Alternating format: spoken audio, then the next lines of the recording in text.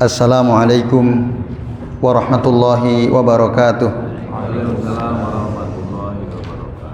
Alhamdulillah, alhamdulillahilladzi hadana li hadza wa ma kunna linahtadiya laula an hadanallah.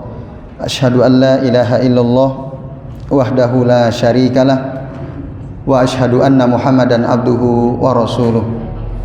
Allahumma shalli wa sallim wa barik ala Muhammad wa ala ali Muhammad kama barakta ala Ibrahim wa ala ali Ibrahim fil alamin innaka Hamidum Majid.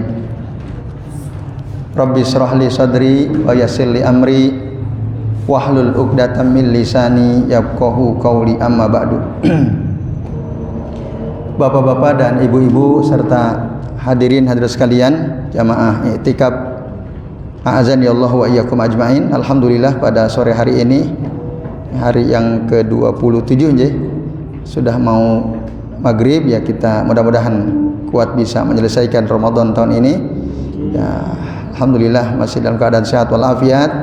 Dan pada sore hari ini kita akan melanjutkan ya, ngaji kitab Asrun Mujibatun Lin Najat karya Syekh Abdul Razak bin Abdul Muhsin Al-Badr hafizahullahu ta'ala. Dan pada kesempatan sore hari ini kita akan membahas bab yang ke-8 ya, Al-Mujibu As-Samin. Jadi perkara yang bisa menyelamatkan yang ke-8 adalah Al-Hadharu minal ujbi wal igtirar. Berhati-hati dari sikap ujub dan igtirar, itu tertipu ya. Itu diantara perkara yang bisa menyelamatkan kita di dunia maupun di akhirat, Bapak Ibu. Nah, mari kita perhatikan halaman 38 ya. Qala al-muallifu rahimahullah, berkata penulis kitab ini, semoga ya, hafizahullah ta'ala, semoga Allah senantiasa menjaga beliau, yaitu Syekh Abdul Razak ya. Wa min mujibatin najat, dan diantara ya perkara yang bisa menyelamatkan adalah alla yujibul mar'u bi amalihi as-salih. Hendaklah seseorang itu tidak ujub dengan amal solehnya. Bapak Ibu, ujub dengan takabur itu sama atau beda? Ujub dan takabur itu sama atau beda? Bedanya di mana? Kalau takabur itu merasa lebih tinggi daripada yang lain. Kalau ujub sekedar menunjukkan nih bagus loh, berbangga diri. Kalau takabur merendahkan orang, sampai merendahkan orang. Asobtum, nah, barakallahu fikum. Betul sekali ya Pak Bowo. Jadi kalau takabur itu kan cirinya jelas di dalam hadis Nabi menerangkan. Apa itu? Batorul haqqi wa gomtun nas. Itu takabur cirinya. Jadi menolak kebenaran dan merendahkan manusia yang lain, meremehkan yang lain. Itu sombong. Kalau ujub tidak sampai meremehkan, merendahkan orang, tidak sampai, dan tidak sampai menolak kebenaran. Tapi sama-sama sikap hati ini ya, penyakit hati. Ujub itu hanya sebatas dia bangga dengan apa yang dia punya. Nah, lalu dia lupa bahwa itu semua sebenarnya adalah nikmat dari Allah Subhanahu wa ta'ala. Jadi ujub itu melupakan nikmat Allah, lalu bangga dia dengan apa yang dia punya. Entah amalnya, entah hartanya, entah ilmunya, entah mungkin kebaikan fisiknya, macam-macam. Nah, kalau riya, bedanya riya itu memperlihatkan amalan ya, supaya mendapatkan pujian dari orang. Itu riya. Riya dari kata ro'a, ya riya ya. Dia menunjukkan amalnya ya, menunjukkan sodakohnya, menunjukkan sholatnya. Ketika ada banyak orang, dia ya dihusuk-husukkan gitu ya. Contohnya gitu, ria itu intinya ada perasaan dalam hati supaya apa yang dia lakukan itu dilihat oleh orang lain. Tujuannya untuk mendapatkan pujian dari orang lain, itu ria. Kalau ujub enggak begitu. Ya bangga dia. Nah, saya ini hebat, saya ini pinter, saya ini kaya, saya ini amal soleh saya banyak. Nah, dan dia lupa bahwa itu semua adalah nikmat dari Allah Subhanahu wa ta'ala. Itu Bapak Ibu dan hadirin sekalian, ujub. Nah, maka jangan sampai seseorang itu ujub dengan amal solehnya. Wa alla yagtarra bi nafsihi wa bi ta'atihi. Jangan juga dia tertipu dengan kebaikan dirinya, dengan ketaatannya. Wa ayyahdzara min dzalika asyaddal hadzar. Hendaklah dia betul-betul berhati-hati ya, dari sikap ujub itu Bapak Ibu dan hadirin sekalian, a'adzani Allah wa iyyakum ajmain. Fa inna hazarahu min zalika sababun linajatihi. Karena sesungguhnya sikap hati-hatinya dia min zalika, dari ujub tadi itu, sababun linajatihi, itu menjadi sebab keselamatan dia ya. Wa amma man ahmal hadza al-janiba, dan adapun orang yang menganggap remeh ya sisi ujub ini, wa adkhala ala nafsihil ghurura wal ujuba, lalu dia memasukkan ke dalam dirinya ya gurur itu ya apa, tertipu itu ya, wal ujba, dan ujub, fa innahu halikun la muhalata, sesungguhnya dia akan binasa ya, tidak bisa tidak dia pasti akan binasa. Bapak sekalian, a'adzani Allah wa iyyakum ajmain, disebabkan karena ujub. Wa qad qala as-Syaikh Hafidz al-Hakimi rahimahullah, wal ujba fahzarhu. Ini dalam sebuah syair ya. Dan ujub itu hati-hatilah dari ujub. Innal ujba mujtaripun a'mala sahibihi. Sesungguhnya ujub itu bisa, mujtarib itu artinya mudhibun, atau menghilangkan a'mala sahibihi, amal perbuatan si pelakunya, si pelaku ujub itu, amal-amalnya bisa hilang. Fi sailihil arami, nah, di dalam sail yaitu apa, jadi dia akan terbawa arus itu. Al-aram itu al-khabis asy-syarir ya, keburukan, dalam aliran keburukan. Nah, ini kata seorang ulama yang bernama Syekh Hafidz al-Hakami. Di bahaya ya, ujub itu betul-betul bisa menghilangkan amal soleh kita. Nah, ini Bapak Ibu dan hadirin sekalian, a'adzani Allah wa iyyakum ajmain. Kemudian faminan nasi man takunu indahu a'malun sholihat.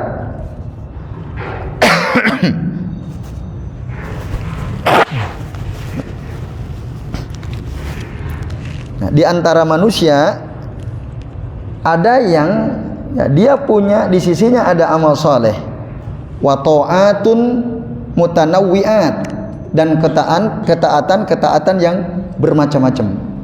Mungkin dia suka puasa, rajin gitu puasanya, rajin sodakohnya, rajin sholat lailnya ya, rajin mungkin tolabul ilminya, semua ketaatan dia lakukan, mutanawwi'at, rajin silaturahimnya.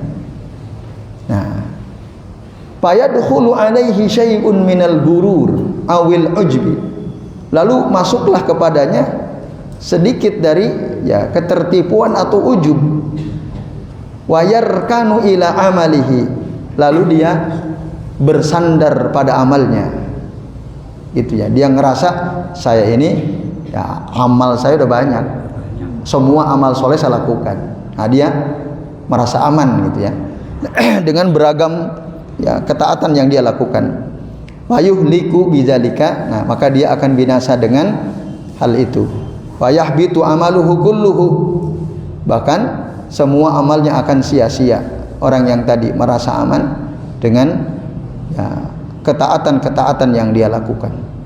Bapak Ibu dan hadirin sekalian, pernah dengar enggak cerita tentang Barsiso, seorang tokoh alim, muridnya banyak, dihormati banyak orang, tapi akhirnya mati dalam kekufuran. Barsiso ini ada tokoh di zaman dulu Bani Israel ya, diceritakan dalam kitab Al-Majalisu As-Saniyah Syarah Al-Arba'in An-Nawawiyah. Jadi si Barsiso ini orang alim, muridnya banyak, dihormati oleh orang-orang, terkenal orang soleh. Tiba-tiba datanglah ke kampungnya seseorang. Nah, diterangkan bahwa orang ini sebenarnya iblis ya. Lalu dia beribadah dengan ya, kualitas yang nampak lebih baik daripada si Barsiso ini. Nah, dia sholat di tempat yang sama, dilihat oleh banyak orang. Tapi si Barsiso ini orang soleh ujub, dia bangga. Tidak ada orang yang menyamai kesolehan dirinya, kepintaran dirinya. Kok ada gitu, orang datang, ibadahnya lebih baik. Nah, akhirnya singkat cerita Bapak Ibu, Barsiso ini tanya kepada si Fulan ini, Fulan, bagaimana caranya supaya aku bisa beribadah ya, sebaik ibadah yang engkau lakukan itu? Kata si Fulan ini, oh gampang. Ya caranya, ya antum berbuat dosa saja. Biasanya kan orang berbuat dosa itu nanti menyesal, taubat, dan dia akan memperbaiki amalnya. Udah antum lakukan dosa, nanti antum akan menyesal. Nah, nanti niscaya amal antum bisa lebih baik. Nah, itu akhirnya si Barsiso, apa saran Anda yang bisa saya lakukan perbuatan dosa itu? Ya gampang. Misalnya gini deh, coba aja antum bunuh salah satu warga kampung antum. Antum bunuh aja satu aja. Nah, nanti antum kan pasti menyesal. Dosa kan membunuh orang. Udah. Barsiso bilang, kalau saya bunuh, bagaimana nanti nama baik saya? Ini sesuatu yang tidak mungkin saya lakukan. Karena pasti ketahuan kan, saya berbuat zolim, keluarganya akan nuntut saya, nama baik saya akan hancur. Enggak mungkin, kata si Barsiso. Baik, kalau gitu ya berzina aja deh antum dengan salah satu wanita yang ada di kampung ini. Nah, Bapak Ibu, Barsiso juga heran. Kalau berzina juga tidak mungkin, karena saya akan berbuat zolim kepada si wanita yang saya zinahi itu, kepada keluarganya. Enggak, ini akan menghancurkan nama baik saya. Tidak, saya tidak akan lakukan itu. Ya sudah, kata si orang ini ya, si Fulan ini, ya antum ini aja deh, minum khamar aja, minum khamar. Minum khamar kan nggak ada yang antum zolimi toh, antum hanya zolim pada diri sendiri. Nah, akhirnya mikir-mikir, oh ya juga, baiklah. Di mana saya bisa menemukan khamar? Ya kan di sana, di pojok kampung antum ada itu warung. Nah, ada warung di sana, cobalah antum sana beli, ada khamar di sana. Akhirnya si Barsiso ini tadi karena ujub ini ujub itu membinasakan, karena dia nggak mau ada orang nyaingi kehebatan dia gitu ya. Akhirnya datang dia ke warung tersebut, beli khamar yang melayani seorang wanita. Nah, orang nggak pernah mabok, minum khamar sedikit, kira-kira gimana?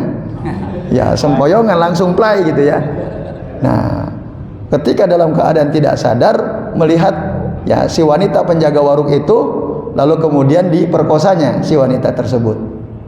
Bapak Ibu, saat dia memperkosa si wanita itu, ada orang melihat, ya menyaksikan. Lalu dia marah karena ini akan tersebarkan aibnya.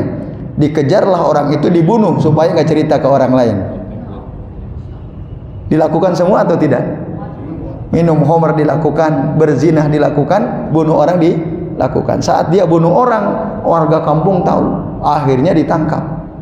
Bapak Ibu dan sekalian, akhirnya dia disalib, lalu ditancapkan di pinggir jalan. Semua orang kampung lihat Barsiso yang sangat dihormati, terkenal orang alim, orang soleh itu, ternyata dia melakukan kemungkaran luar biasa. Malu Bapak Ibu, dia malu. Lalu orang yang iblis tadi itu datang, nanya, bagaimana kabar engkau? Ya, intinya saya malu sekali. Nah, terus mau nggak kamu aku tolong? Ya jelas mau. Mau kamu saya turunkan? Mau. Ada syarat. Apa syaratnya? Ya, bersujudlah engkau kepadaku sebentar saja, sujud. Nah, disuruh sujud. Bapak Ibu dan hadirin sekalian, a'azani Allahu wa iyyakum ajmain. Akhirnya karena dia saking malunya, nama baiknya tercoreng, tapi dia ingin lepas, malu kan dilihat orang. Tiap orang lewat dia dilihat. Sujudlah dia. Dengan apa tadi? Dengan kompensasinya apa? Dilepas. Saat dia sujud itulah malakul maut mencabutnya nyawanya. Mati dalam keadaan sujud kepada makhluk, Bapak Ibu. Nah, ini cerita di zaman Bani Israel, disebutkan ya tadi dalam kitab Majalis Susaniyah. Nah, maka kata Nabi, "Fa'lam, ketahuilah, inna ahadakum la ya'malu bi amali ahlil jannati." Ketahuilah sesungguhnya ada salah seorang di antara kalian beramal dengan amalan penduduk surga, hatta ma yakunu bainahu wa bainaha illa zira, sampai-sampai jarak antara dia dengan surga itu tinggal satu hasta, satu zero, dekat sekali. Fayasbiqu alaihil kitab, tapi kitab ketetapan Allah Ta'ala sudah mendahului dia. Akhirnya ya, di masa-masa kehidupan akhirnya payak malu bi amali ahlin nar, dia beramal dengan amalan penduduk neraka, payad khuluha, akhirnya dia pun mati dan masuk neraka. Nah, ujub salah satu faktornya, Bapak Ibu dan sekalian. Itu ada orang seperti itu. Nah, ada orang lalu tanya, wah, nggak adil banget, masa orang udah berusaha keras beramal dengan amalan penduduk surga kok hanya gara-gara ketetapan Allah Ta'ala di Lauhil Mahfud akhirnya dia ditetapkan masuk neraka dan dia pun masuk neraka. Kalau gitu nggak usah beramal aja, ngapain kan gitu, iya kan? Nah, bahkan para sahabat pun bertanya begitu. Nah, i'malu kata Rasul, teruslah beramal, karena setiap kali kalian itu akan muyassarun lima khuliqalahu, akan dipermudah oleh Allah Ta'ala seperti yang telah Allah ciptakan itu. Nah, sementara orang yang dia beramal dengan amalan penduduk surga lalu akhirnya masuk neraka, apa? Karena yang nampaknya dia baik, tapi sebenarnya dalam hatinya ada penyakit, ya ujub diantaranya. Itu Bapak Ibu. Jadi ujub itu ya yuhlik, membinasakan. Maka jangan pernah merasa, oh saya ini pinter, saya ini berilmu, saya ini orang soleh, saya ini taat, saya banyak sedekah. Jangan. Nanti kita akan ada hadisnya di sini ya. Bapak Ibu dan hadirin sekalian, ya, kemudian maka wal wajibu alal insan, yang wajib dilakukan oleh setiap orang itu ayya'lama annahu muqassir. Nah, kemarin kita udah bahas taksir itu ya, taksirun fi ta'ah itu. Dia harus tahu bahwa sebenarnya dia itu setiap kali beramal tidak sempurna banget. Kita ini sehebat apapun pasti melakukan taksir dalam amal kita. Itu harus paham kita itu. Kita rajin sholat jamaah, sebenarnya nggak sempurna. Ya, tadi misalnya kita jarang khusyuknya, gitu ya. Waktu sholat bahkan menghadirkan hati pun tidak, gitu ya. Karena ngerti enggak juga gitu, nggak ngerti juga apa yang kita baca, kan taksir itu. Coba kita sholat baca dari doa iftitah, al-fatihah, baca surah, doa-doa, kita paham semua atau tidak? Ya silakan tanya diri sendiri kan. Nah, kalau enggak kan berarti kita taksir itu. Kan kita sedang berdoa, komunikasi dengan Allah Subhanahu wa Ta'ala. Itu taksir. Makanya Rasul kemarin ngajarin apa? Baca istighfar. Itu. Nah, kita harus paham semua amal yang kita lakukan sebenarnya masih taksir, masih banyak kita ini muqassir. Wa annahu mahma balagha fi amalihi. Nah, dan sesungguhnya dia walaupun dia betul-betul maksimal dalam amalnya itu, falayyu addiya syukra ni'amillahi alaihi, dia tidak akan bisa ya, betul-betul bersyukur terhadap nikmat Allah yang Allah berikan kepadanya. Ya. ibadah yang kita lakukan itu tidak sebanding dengan nikmat yang kita terima dari Allah Subhanahu wa taala. Betul atau tidak? Betul banget. Banyak nikmat Allah yang tidak kita syukuri, Bapak Ibu. Contoh, Bapak Ibu pernah ngerasa gatel atau tidak? Kalau jenengan gatel diapain? Menggaruk itu nikmat apa bukan? Pernah nggak jenengan habis garuk bersyukur, alhamdulillah bisa menggaruk? Pernah nggak? Nggak pernah, pasti lewat itu. Baru sadar saat kita kena stroke, nggak bisa gerakin tangan, gatel. Gimana tuh? Ya, guru kami cerita. Jadi salah satu ustadz kami, beliau cerita, saya pernah jenguk teman di rumah sakit kena stroke. Lalu kata beliau, masih bisa sih ngomong, masih bisa dipahami. Nah, dia minta tolong sama saya. Ini yang cerita ustadz kami ya. Tolong garukin saya, ini gatel banget kepala katanya. Oh, nah digarukin. Ternyata nikmat banget digarukin gitu ya. Dia selama ini mau menggaruk susah. Kalau kucing mungkin bisa gesek-gesek gitu kan. Ini kan nggak bisa gerak lama semua. Baru dia sadar, ya Rob, ternyata bisa menggaruk itu nikmat.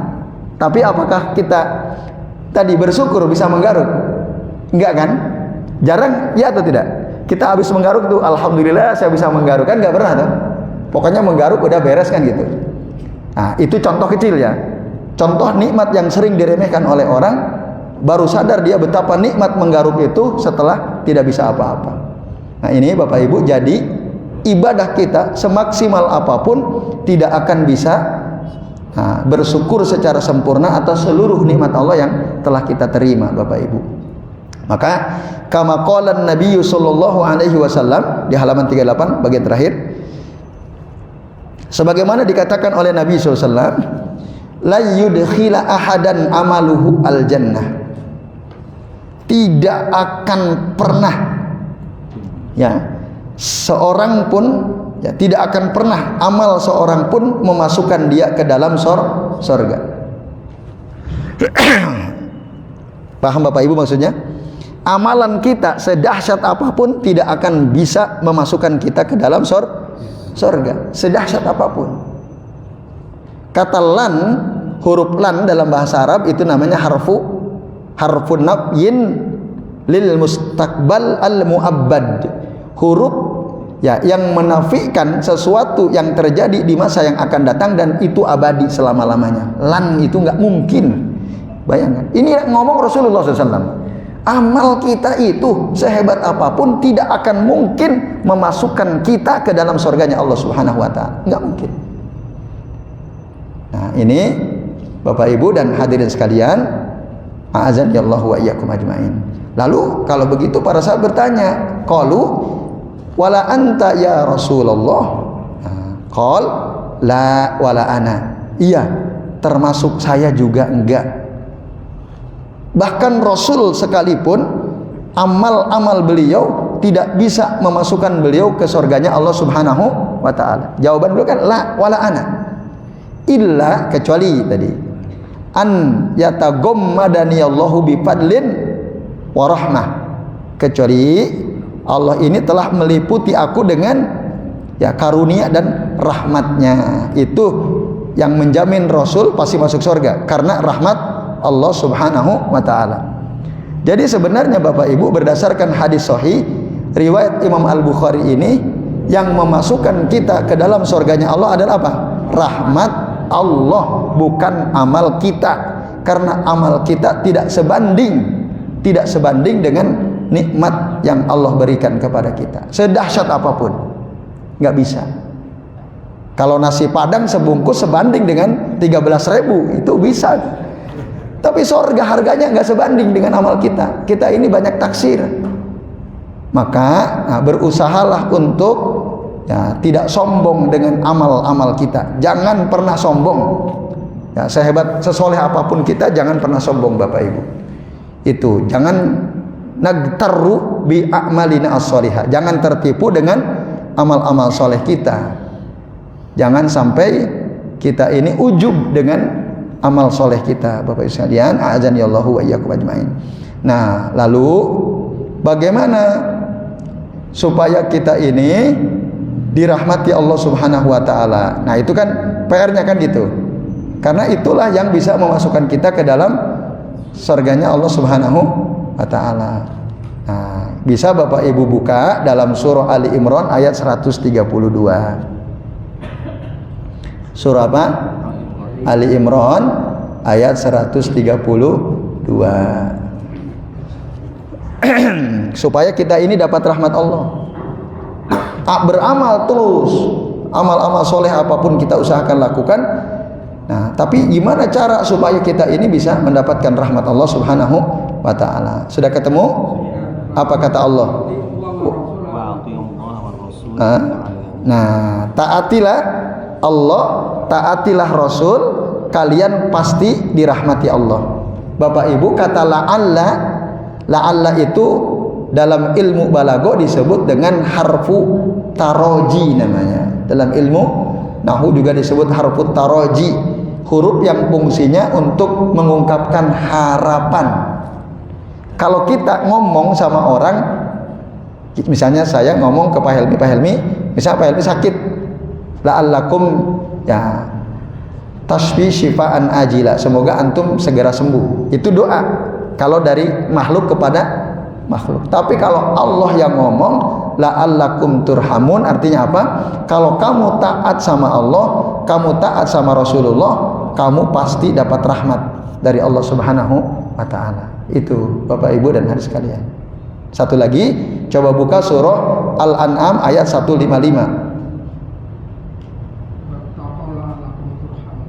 Gimana Pak? Bukan itu, Al-An'am ayat 155.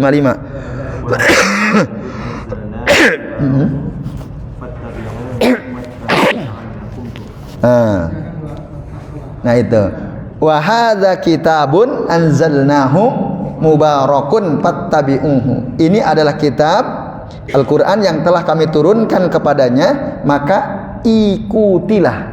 Ikuti apa ini maksudnya? Ikuti Al-Qur'an. Nah, lalu wattaqau tadi ya. Ya itu, kalimat terakhir. Dan bertakwalah la'allakum turhamun. Nah, ini Bapak sekalian, itu diantaranya ya. Jadi supaya kita dapat rahmat Allah, berarti yang pertama apa? Taati Allah dan Rasulnya. Yang kedua, ikuti Al-Quran dan bertakwalah, kalian pasti akan dirahmati Allah Subhanahu wa ta'ala. Nah ini Bapak Ibu, itulah yang memasukkan kita ke dalam surganya Allah Subhanahu wa ta'ala. Wa kana zalikal hal fi khiyari hadhil ummati minas sahabah paman ba'dahum. Ya, itu yang tadi disampaikan oleh Nabi, ya, disampaikan di umat pilihan dari kalangan sahabat, ya, dari kalangan para sahabat radhiyallahu anhum ajma'in dan orang-orang setelah mereka. Wa min zalika qaulu Abdullah ibni Abi Mulaikah rahimahullah wa huwa min ulama'it tabi'in. Nah, jadi di sini ada perkataan seorang tokoh dari ulama tabi'in namanya Abdullah bin Abi Mulaikah. Apa kata beliau? Adraktu salasina min ashabin nabiyyi sallallahu alaihi wasallam. Aku bertemu dengan 30 orang sahabat Nabi SAW. Ini tabi'in ya. Tabi'in itu apa? Orang yang pernah bertemu dengan sahabat Nabi, hidup sejaman dan pernah bertemu walaupun satu kali, itu namanya tabi'in. Kulluhum, mereka itu semua yang ditemui oleh Abdullah bin Abi Mulaikah, ya khafun nifaqa ala nafsihi. Mereka itu semua takut akan ada kemunafikan dalam dirinya. Itu jadi takut, selalu dalam keadaan takut ya, ada kemunafikan dalam diri mereka. Itu level sahabat ya, Bapak Ibu dan sekalian, a'azani Allah wa iyyakum ajmain. Wa idza kana Abu Bakrin radhiyallahu anhu as-siddiqu hadhil ummah, jika saja Abu Bakar as-siddiq yang membenarkan, ya, siddiqu hadhil ummah, ya, siddiq itu yang membenarkan peristiwa Isra Mi'rajnya Rasul ya. Yang pertama kali membenarkan adalah Abu Bakar, maka digelari as-siddiq ya, di tengah umat ini. Wa khairun nasi ba'dal anbiya, dan Abu Bakar ini adalah sebaik-baik manusia setelah para nabi. Bahkan beliau itu orang yang masuk surga nomor 2 setelah Rasul Sallallahu Alaihi Wasallam. Itu Rasul sudah menjelaskan. Ya, Bapak Ibu dan hadirin sekalian, Abu Bakar As-Siddiq itu adalah apa tadi? Orang yang sangat ya baik, orang yang terbaik bahkan setelah para nabi. Tapi coba Bapak Ibu perhatikan, ya. Lamma sa'ala an-nabiyya sallallahu alaihi wasallam an yu'allimahu du'aan. Ketika beliau meminta kepada Nabi untuk mengajarkan beliau satu doa, yad'ullaha bihi fi sholatihi, supaya bisa dibaca dalam sholatnya doa ini, ya, allamahu sallallahu alaihi wasallam. Lalu Rasul mengajarkan Abu Bakar suatu doa. Bagaimana doanya? Perhatikan doanya. Nah, supaya engkau mengucapkan doa ini yang dibaca di dalam sholatnya. Allahumma inni zolamtu nafsi zulman katsira. Bayangkan Bapak Ibu, Nabi ngajarin Abu Bakar, manusia yang terbaik, dengan doa ini. Ya Allah, sesungguhnya aku ini telah menzolimi diri sendiri dengan kezoliman yang banyak. Abu Bakar loh disuruh doa itu, Abu Bakar. Kira-kira kita sama Abu Bakar kezalimannya lebih banyak siapa? Bahkan kita jaminan masuk surga aja gak ada kita kan. Tapi Rasul sendiri yang mengatakan Abu Bakar itu fil jannah. Tapi ketika minta diajarkan doa yang diajarin ini, Allahumma inni zolamtu nafsi zulman katsira wa la yaghfiru dzunuba illa anta. Dan tidak ada yang bisa mengampuni dosa-dosa kecuali Engkau ya Allah. Faghfirli maghfiratan min indika. Ampunilah aku dengan ampunan yang ada dari sisimu ya Rabb. Warhamni, rahmatilah aku, innaka antal ghafurur rahim. Sesungguhnya Engkau ini zat yang maha pengampun lagi maha penyayang. Fa kaifa asya'nu biman huwa dunahu. Lalu bagaimana keadaan orang yang kualitasnya di bawah Abu Bakar? Coba bayangkan kita ini. Nah, ini hadis riwayat Imam Al-Bukhari. Itu Bapak Ibu, Abu Bakar. Maka Abu Bakar itu ya, beliau selalu membaca doa ini di dalam sholatnya. Ada yang mengatakan baik dalam sujudnya maupun dalam tasyahud terakhirnya. Ada yang pernah mengamalkan doa ini?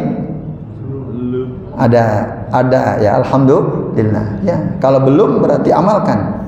Ada yang belum hafal doa ini? Ada, hafalkan doa ini. Nah, udah 3 nih doa ya. Hari sebelumnya, kemarin ini ada doa baru lagi nih. Nah, ini Bapak Ibu. Ya, maka ya alhamdulillah kami setelah dapat ilmu ini dulu ya, langsung kami jaga betul amal ini. Nah, setiap tasyahud akhir kami selalu membaca ini ya. Allahumma inni dzolamtu nafsi zulman katsira wa la yaghfiru dzunuba illa anta faghfirli maghfiratan min indika warhamni innaka antal ghafurur rahim. Baik Bapak. Nah, ini.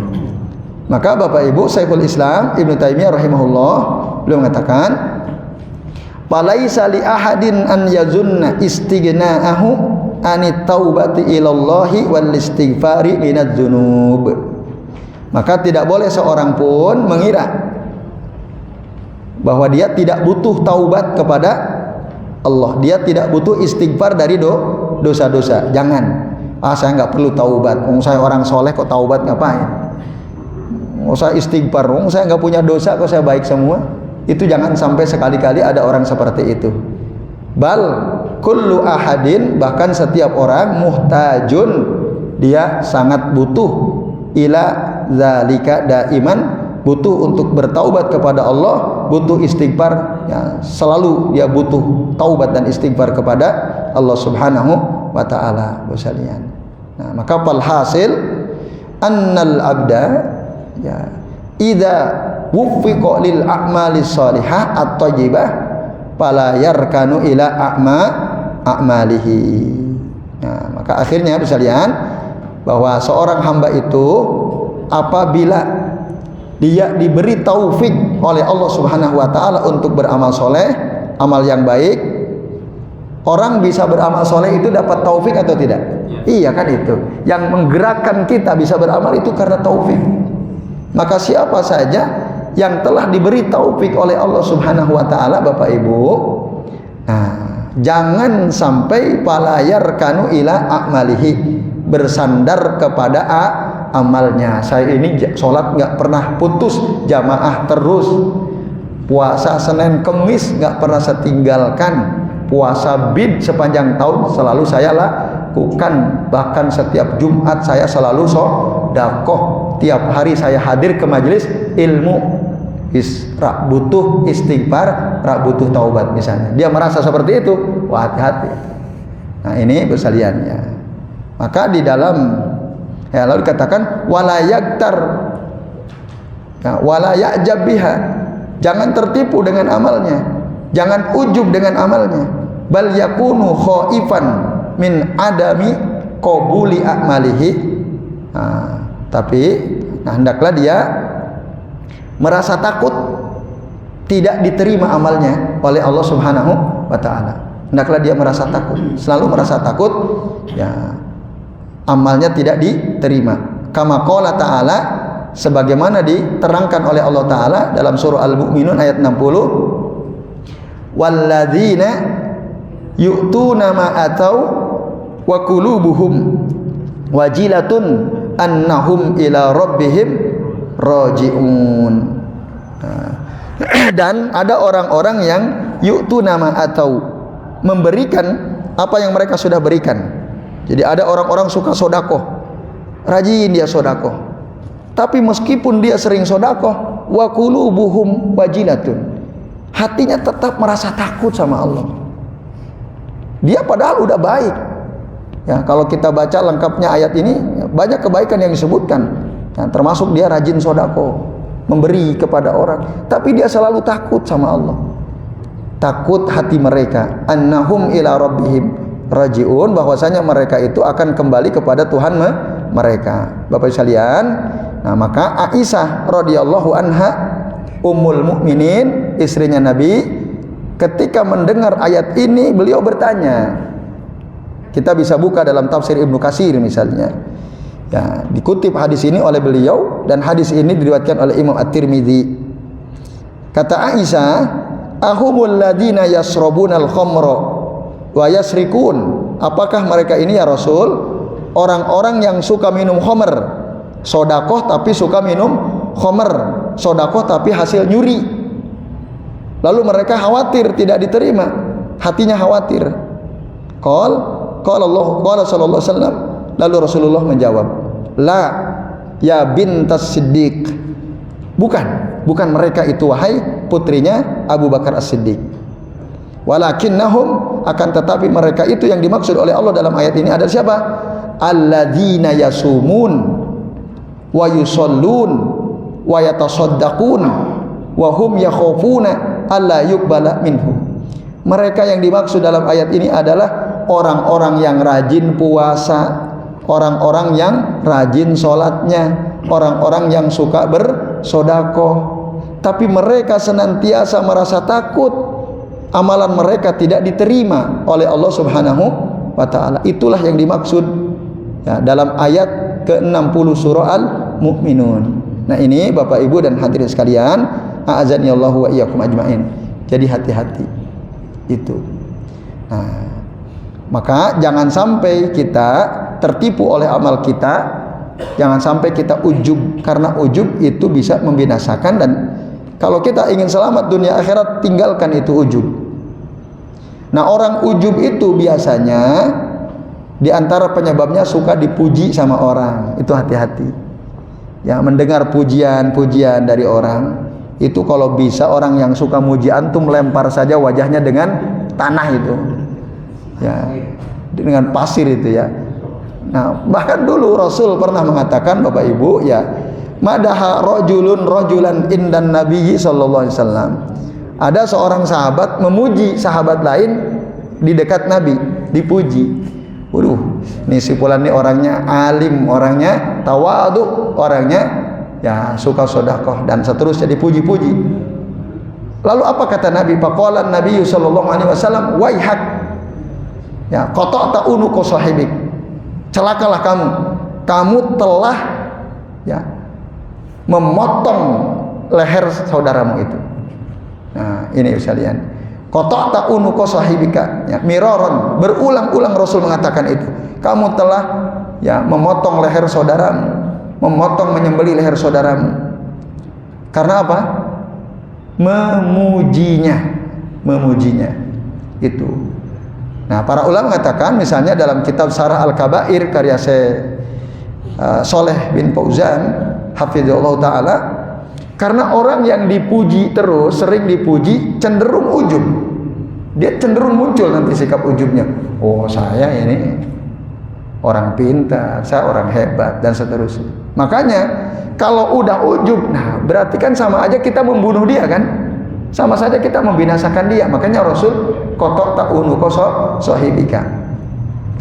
Idza kana ahadukum madihan sahibahu la mahalah. Jika memang salah seorang di antara kalian, kata Rasul, mau tidak mau harus memuji seseorang karena memang dia betul-betul baik nih orang, maka falyakul, hendaklah dia katakan, ahsibu fulanan ya kaza wa kaza wallahu hasibuhu. Ya, artinya apa? Artinya saya kira ya Pak Bambang ini orang soleh gitu misalnya. Ya, saya memuji beliau ya. Saya kira wallahu hasibuhu. Tapi yang betul-betul tahu adalah Allah. Mungkin di mata saya beliau baik, tapi ketika saya nggak tahu, Allahu a'lam kan gitu. Yang lebih paham kan Allah. Maka kita ahsibu annahu kadza wa kadza. Saya kira si fulan ini orangnya tawadu. Saya kira. Ucapkan itu. Kalau toh kita memuji, jangan memastikan. Tapi ahsibu fulanan kadza wa kadza wallahu hasibuhu. Wala uzakki 'ala Allahi ahadan ahsibuhu. Nah, dan jangan sekali-kali kita ya uzaki itu mensucikan, memuji-muji ya itu ya seseorang. Nah, in kana ya'lamu zaka kadza wa kadza. Nah, meskipun dia tahu itu gitu, begini dan begitu. Jadi jangan sampai melebih-lebihkan orang dalam pujian di hadapan Allah Subhanahu wa taala, karena Allah lebih tahu.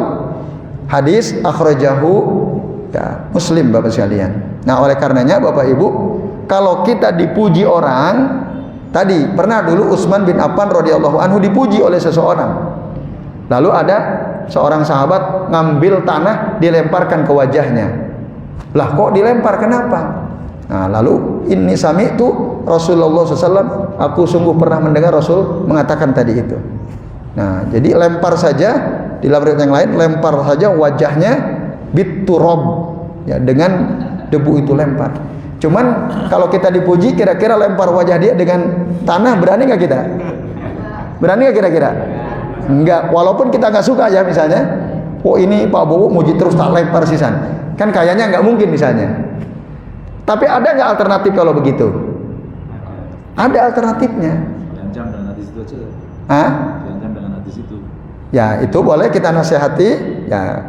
Tapi kadang-kadang walaupun dia udah tahu hadis ini tetap aja muji. Ada Pak yang kayak gitu Pak. Ya, ada doanya. Alternatifnya kalau kita tidak mampu melempar dia wajahnya dengan tanah, maka ada alternatif. Ada doa yang diajarkan oleh Nabi Shallallahu Alaihi Wasallam.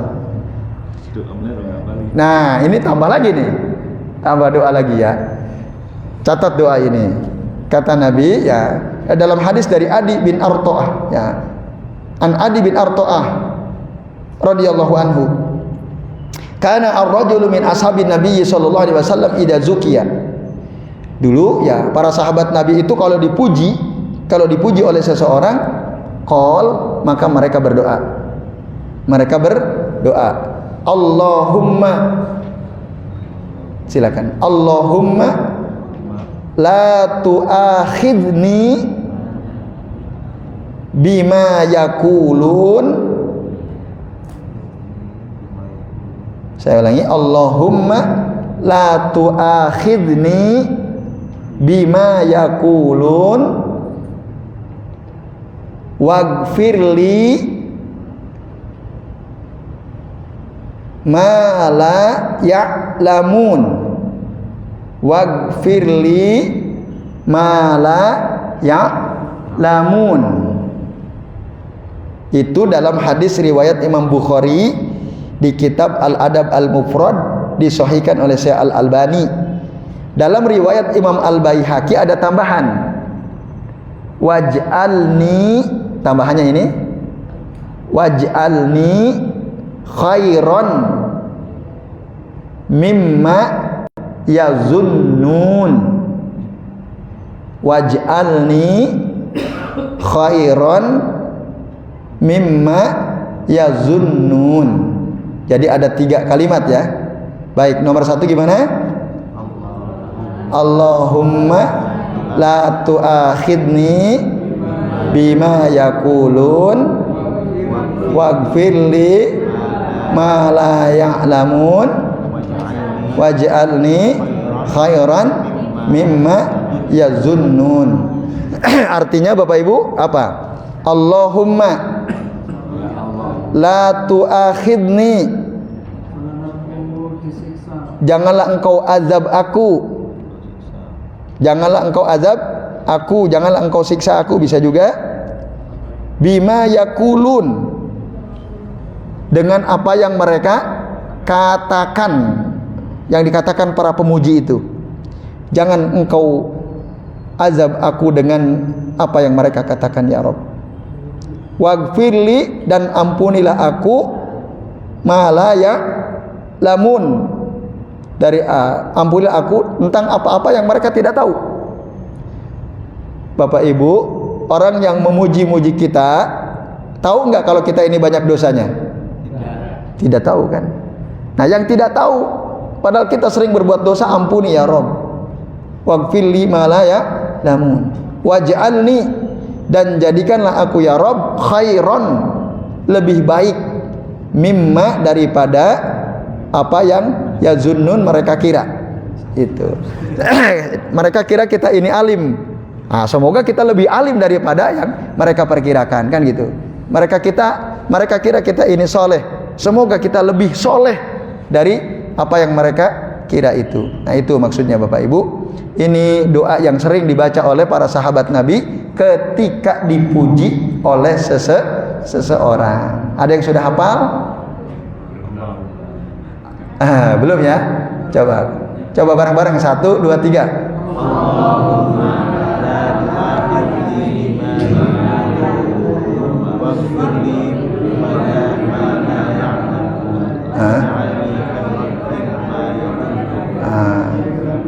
Baik, itu.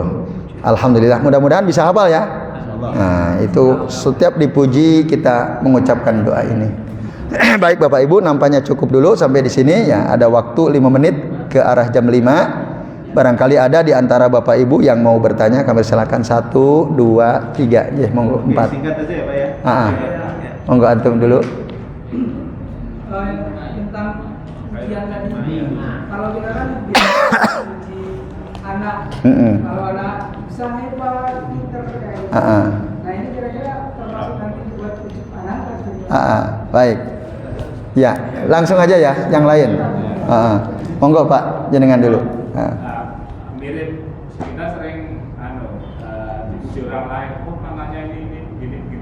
Apa jawab kita yang sini? Kalau saya biasanya Pak bilang Masya Allah. Bukan Alhamdulillah, tapi saya bilang Masya Allah. Anak kita dipuji orang. Artinya itu dari Allah gitu loh. Saya bukan mengatakan Alhamdulillah. Berbeda. Ya, baik. Dipuji mengucapkan Masya Allah gitu ya. Baik. Yes, padahal antum. Antum dulu. Biar urut maksudnya. Ya, nanti antum terakhir. Silakan. Kembali ke ujian itu tadi. Sebesar apa dosanya orang yang senang memuji orang? Karena yang suka memuji orang. Iya, menghina orang itu kan berdosa. Iya. Sebaliknya juga memuji juga berdosa. Iya. Wah. Ini pertanyaannya jeli juga ini ya. Menghina nggak boleh kan, nggak boleh ya. Memuji juga nggak boleh kan gitu. Terus dosanya bagaimana dosanya? Ya, terima kasih Pak. Ya, penting sekali ini ya ditanyakan. Baik, Terakhir antum silakan. Apa siapa? Aduh maaf tadi saya belum. Pak Sodikin ya. Antum Pak siapa Pak? Pak Darwin. Pak Darwin antum Pak? Pak Johan antum? Jamhuri ya. Baik. Damhuri ya. Damhuri ya.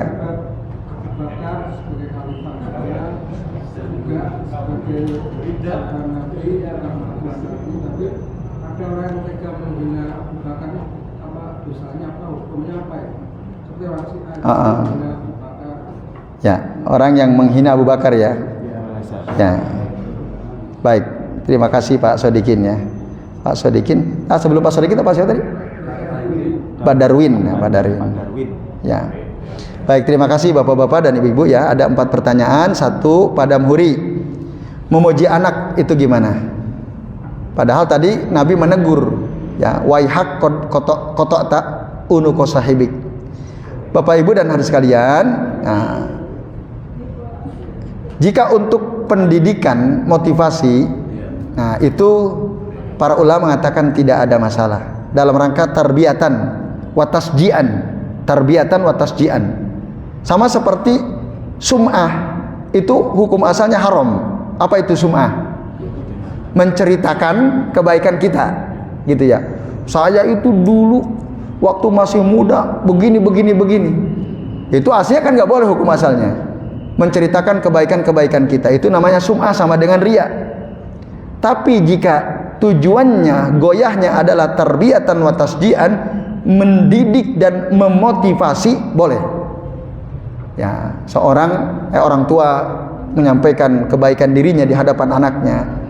Tujuannya mendidik, memotivasi, boleh. Atau ada seorang guru bercerita tentang kebaikannya di hadapan muridnya, jika tujuannya tarbiyah, boleh. Nah, yang tahu apa? Ya hatinya. Dia memotivasi, mendidik atau riya kan yang tahu dia kan. Tapi intinya tadi. Ya yang beda tipis, betul sekali. Yang tahu kan dirinya sendiri. Kita juga nggak boleh nuduh wah ini riya, nggak, jangan juga. Kita nggak tahu ya. Tapi yang jelas dalam rangka untuk tarbiyatan wa tasjian boleh. Jadi itu Pak Damhuri.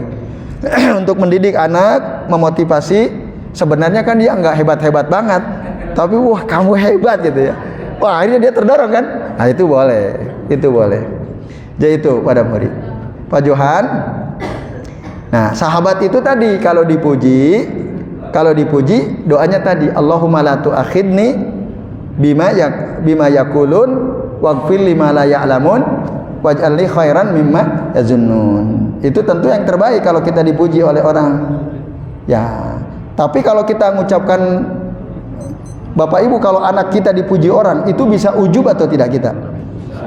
Bisa, dan itu ujub membinasakan, bahaya juga. Nah, walaupun iya Masya Allah kan, itu kalau kita lihat ada kebaikan, itu yang dianjurkan kita ngucapin Masya Allah. Itu ya. Nah itu Masya Allah itu lebih tepat kalau kita lihat sesuatu ada yang baik, mengagumkan, ada anak masih kecil tapi hafalannya luar biasa, lalu kita Masya Allah, bukan tepuk tangan, oh hebat, tapi ucapkan Masya Allah, atau hadza min fadli Rabbi gitu ya. Nah itu boleh. Ini semua adalah dari karunia Allah Subhanahu wa Ta'ala. Itu mungkin itu Pak Johan ya. Hadza min fadli Rabbi, itu ada dalam Al-Quran. Jadi itu, atau tadi hafalkan ini tadi itu ya, yang sahabat itu biasa mengucapkan ini. Tapi kalau susah banget ngapalinnya, ya udah tadi yang ringkas hadza min fadli Rabbi, ini semua dari karunia Allah. Itu Pak Johan. Kemudian Pak Darwin, ya orang apa tadi? Oh pahala orang dosa orang yang memuji. Yang memuji-muji. Ya.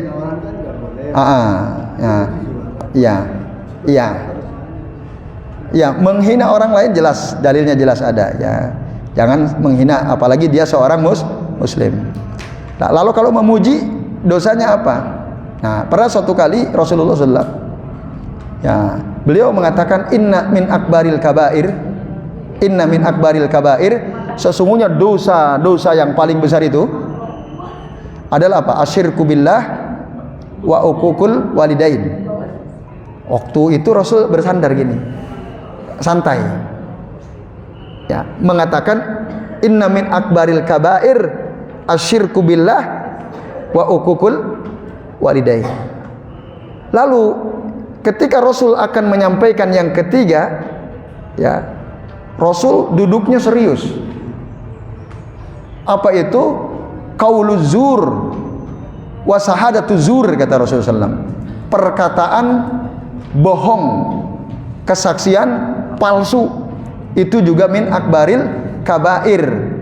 Kenapa Rasulullah waktu menyebut syirik dan berdurhaka pada orang tua santai, tapi pas mau bilang qauluz zur dan syahadatuz zur, beliau tegas gitu ya, sampai tidak bersandar lagi.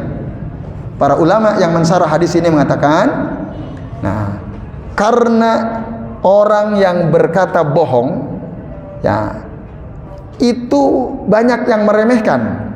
Berkata bohong itu orang banyak yang remehin, termasuk memuji-muji orang dengan pujian yang palsu, biar dapat jadi komisaris misalnya. Nah, atau biar dapat keuntungan duniawi. Akhirnya dia puji orang. Pujian yang seperti itu biasanya bohong, betul atau tidak? Iya, kesaksian bohong, palsu. Nah, itu min akbaril kabair, itu termasuk dosa besar yang paling besar. Makanya jangan sampai kita muji orang dengan pujian palsu, gara-gara kita ingin dapat keuntungan. Karena kalau saya puji dia, saya akan dapat feedback gitu kan, dapat sesuatu dari dia. Kalau dia pejabat, mungkin saya akan diangkat. Nah, dan seterusnya. Nah, itu kalau dia bohong. Seandainya dia tidak bohong, pujiannya benar, itu tadi hadisnya. Jangan, karena seandainya betul yang kita puji itu sesuai dengan fakta, jangan pastikan. Tapi ya, saya kira tadi ahsibuhu fulanan kada wa kada wallahu hasibuh. Nah, kalau kita enggak bilang begitu, sama aja kita membinasakan teman kita yang kita puji itu. Membinasakan orang yang kita puji, dosa atau tidak? Ya dosa, menjerumuskan orang. Al-mutasabbibu kal mubashir, kata para ulama. Orang yang menjadi sebab terjerumusnya seseorang kepada kebinasaan, saya ulangi, al-mutasabbibu kal mubashir. Orang yang menjadi sebab terjerumusnya seseorang kepada kebinasaan seperti orang yang binasa itu sendiri. Sama nilainya. Bahkan bisa jadi dia lebih buruk. Itu Bapak sekalian. Dosa besar ini. Memuji itu kalau mutlak tadi itu dosa besar. Jadi, maka jangan memuji langsung di depan wajah seseorang. Kalau toh mau muji tadi, ucapkan saya kira. Kalau enggak tadi itu termasuk dosa itu, memuji baik. Kalau bohong lebih parah lagi tadi, akbar kabair. Kalau faktual itu tadi bisa menjerumuskan orang yang kita puji kepada kebinasaan, yaitu sikap ujub tadi. Itu Pak Damanhuri ya? Pak Darwin, naam, afwan. Jadi sedikit lagi Pak. Ya. Jadi walaupun realitasnya betul-betul orang itu baik, karena baik banget, memang betul tidak baik. Iya. Jadi apa yang harus kita, kalau nggak boleh memujinya? Tadi saya kira Pak Darwin ini orangnya soleh. Saya kira Pak Darwin ini orangnya baik, ahlu sodakoh. Wallahu hasibuhu, tapi Allah lebih tahu. Allah yang lebih tahu. Gitu, katakan gitu Pak. Supaya dia jangan ujub. Wah, cuman dikira-kira kan gitu. Nah, itu. Boleh ya kita bilang di depan orangnya. Kalau kita terpaksa memuji dia di depan wajahnya, ucapkan tadi saya kira Pak Darwin ini orang soleh gitu. Dan tidak berlebih-lebihan. Larangan memuji ini kan di depan orangnya. Iya, nah nanti kalau kita memuji Pak Darwin di depan, saya ngomong dengan Pak Helmi misalnya, Pak Helmi, wow Pak Darwin itu semangat sekali ya orangnya, dia selalu nyatet. Tapi jenengan nggak tahu, ya itu boleh. Memuji ulama nih, kita puji. Ulama ini kita puji-puji. Iya. Memuji ulama. Boleh ya. Kalau memuji orang lain karena memang faktanya dia layak dipuji, asal jangan di depan wajahnya. Itu aturannya. Jangan puji dia di hadapan wajahnya. Kalau terpaksa kita harus puji di depan dia, tadi saya kira ahsibu fulanan kada wa kada wallahu hasibu. Itu Pak Darwin. Kalau misalkan kita bilang begitu, Gimana? Malah benci dia sama. Oh. Ya, kan gini, kan yang saya tahu, kan banyak keadaan di mana saya nggak ngerti, jenengan tahu gitu. Allah kan lebih tahu. Ya ditarik ditarik ujiannya ya, Pak. Nggak jadi deh gitu ya. Ya itu, Pak. Ya itu. Nah, insya Allah apa yang diajarkan oleh Nabi dan para sahabat pasti ada kebaikan di dalamnya. Terakhir, Pak Sodikin, orang yang menghina sahabat bisa menjadi kafir. Makanya orang-orang Syiah itu dianggap mereka telah kufur ya. Apa kekufurannya? Karena telah menolak sabda Nabi SAW. Barang siapa yang menolak sunnah Rasul, maka dia menjadi kafir. Apa yang ditolak? Rasul bilang, ya, la tasubbu ashabi, la tasubbu ashabi, la tasubbu ashabi. Lau anna ahadakum anfaqo misla uhudin zahaban la yablugu mudda ahadihim wala nasibahu, kata Rasul. Ya, jangan kalian celak sahabat-sahabatku. 3 kali Rasul bilang. Jangan kalian cela sahabat-sahabatku, jangan kalian cela sahabat-sahabatku. Seandainya salah seorang di antara kalian berinfak emas sebesar gunung Uhud, dia punya harta banyak, dia sedekahkan semua itu, ambil semua untuk kemaslahatan kaum muslimin misalnya. Kebaikan kita tidak bisa menyamai kebaikan para sahabat, ya, meskipun hanya 1 mud segininya pun nggak bisa menyaingi kebaikan sahabat Nabi. Boro-boro 1 mud kata Rasul, bahkan setengah mudnya pun tidak akan bisa menyaingi kebaikan para sahabat. Oleh karenanya haram hukumnya dalam akidah ahli sunnah wal jamaah kita mencela sahabat, haram. Ini bukan akidah ahli sunnah. Walaupun misalnya kita tahu ada perang Siffin, peperangan antara Ali dan Muawiyah, kita nggak boleh tuh mencela salah satu dari keduanya. Sahabat semua. Perang Jamal, ya, dipimpin Ali dan satu lagi Aisyah radhiyallahu anha. Kita nggak boleh mencela walaupun banyak korban gitu. Walaupun sahabat ada yang berzina. Walaupun ada sahabat berzina, itu nggak boleh kita cela. Tapi mereka taubat. Mereka bahkan ada yang sanggup dirajam kan gitu. Itu tidak boleh kita mencela sahabat. Barang siapa yang mencela sahabat, maka bisa menjadi kafir karena dia telah menolak sabda Nabi tadi. Yaitu makanya orang Syiah itu bukan orang Islam itu. Orang Syiah itu bukan muslim ya. Sikap kita gimana kalau ada kerabat kita? Karena katakanlah lama di Jogja, tahu adik saya itu dilamar orang nggak ngerti. Tahunya yang lamar itu orang Syiah gitu. Iya. Kita perempuan. Nah, sikap kita gimana itu? Karena sudah kita keok mentok terus. Apa kita bunuh atau gimana?